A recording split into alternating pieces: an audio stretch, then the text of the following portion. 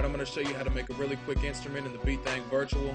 I'm going to use one of my own samples. First thing you need to do is get your samples into the BTV. I got the user data path folder over here on my desktop. If you don't know how to set that up, check the other videos, it shows you how to. But I've got it on my desktop here, click on that, you see the samples. I drag vin.wave onto the samples, and now it's in the samples folder. So all I need to do next is go to instrument mode. So whenever you bring something, any of your own samples into the BTV Virtual, you need to either make a kit or an instrument and then use those in the pattern mode. So I'm going to go to instrument mode and then push on new in the middle.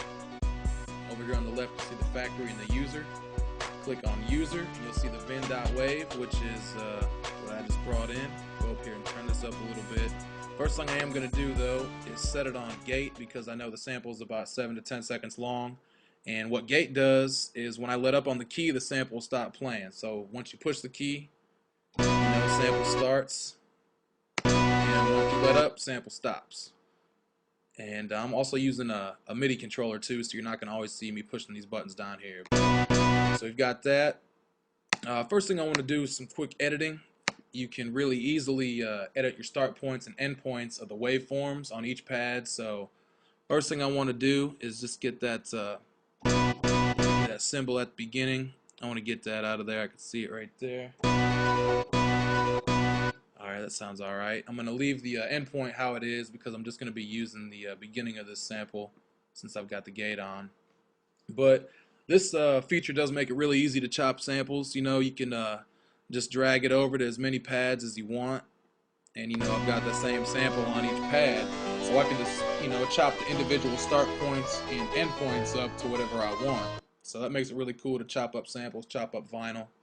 But check the other videos on that. So we're going to go with this one right here. And next thing I want to do, since I want to make this an instrument, I'm going to key span it. So basically what that does is, pretty much as it says, it spans your sample across all the keys.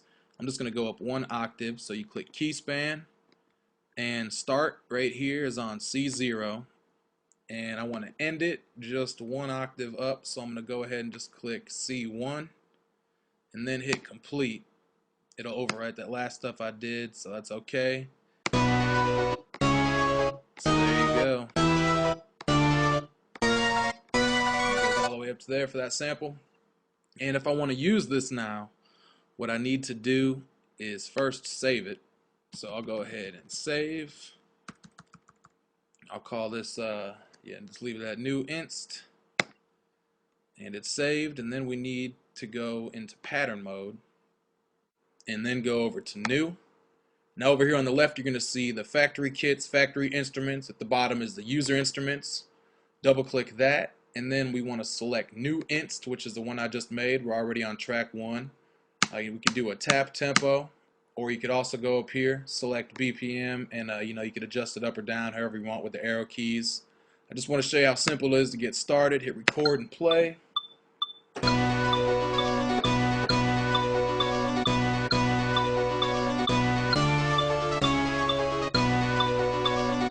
Just keep that going, and I'm going to select track 2.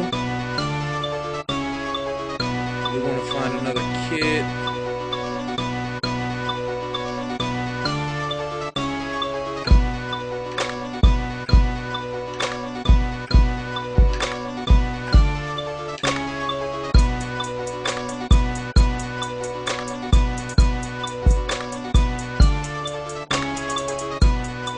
Simple as that. Just keep it rolling. We get on.